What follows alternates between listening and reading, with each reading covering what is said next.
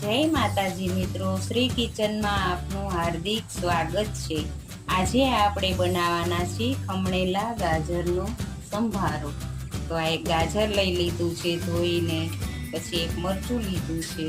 હવે હું તમને ખમણી આ જે આ ઝીણા ઓલાવાળી આવે ને એનાથી ને જ ખમણવાનું, આ બહુ જાડું થશે। તો તમે જુઓ, હવે હું ખમણી દેખાડું।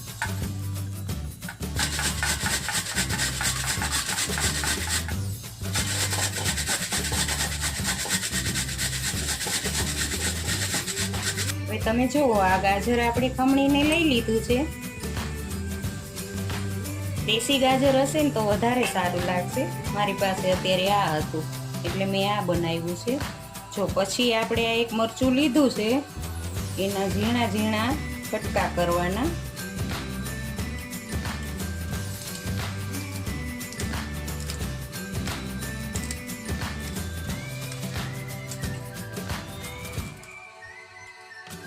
તમારે તીખું વધારે જોતું હોય તો તીખા મરચાં લેવાના। અત્યારે મેં મોળું મરચું લીધું છે, એક જ લીધું, તમારે જેટલા લેવા હોય એટલા નાખવાના। હવે આ ખમણા બે તે આ મરચાંય તે સુધારી લીધા છે અને ગાજરે ખમણી લીધા છે। હવે એનો વઘાર કરીને દેખાડશું। જો હવે આ આપણે એક પાવરું તેલ લીધું છે, આમાં તેલ બહુ નહીં જોઈએ, એક જ પાવરું લીધું છે। હવે એમાં આપણે રાઈનો જ વઘાર કરવાનો છે। એક ચમચી રાઈ નાખવાની,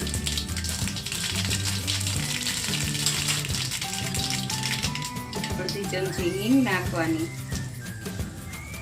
ગેસ ધીમો કરી દેવાનો, અડધી ચમચી હળદર નાખવાની। પછી આ જે આપણે ગાજર ને મરચાં લીધા છે એનો વઘાર કરવાનો।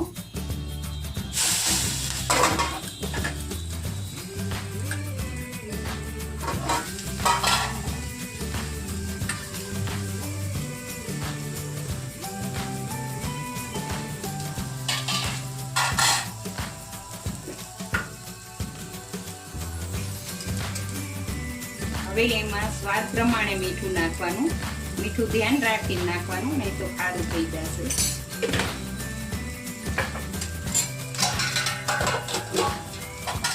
હવે એને મિક્સ કરી લેવાનું।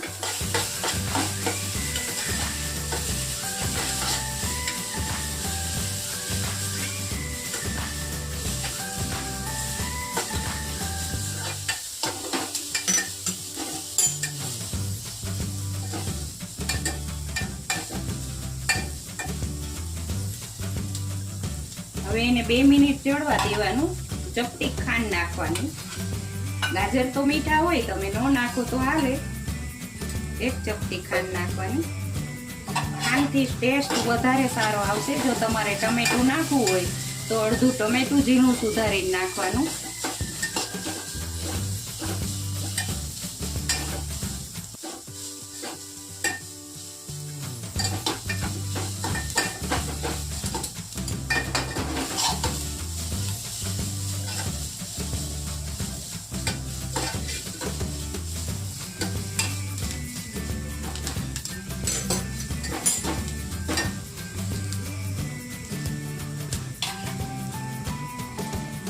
થોડીક વાર ગેસ ફાસ્ટ કરી દેવાનો। જોકે આને બહુ નથી ચડવા દેવાનું।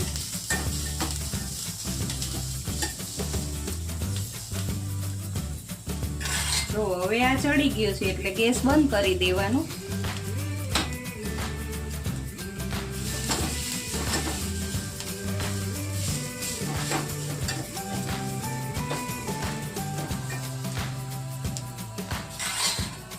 હવે આ ગાજરનો સંભારો બનીને તૈયાર છે। જો તમને આ મારો વિડીયો ગમ્યો હોય તો લાઈક, શેર અને સબસ્ક્રાઇબ કરવાનું ભૂલતા નહીં।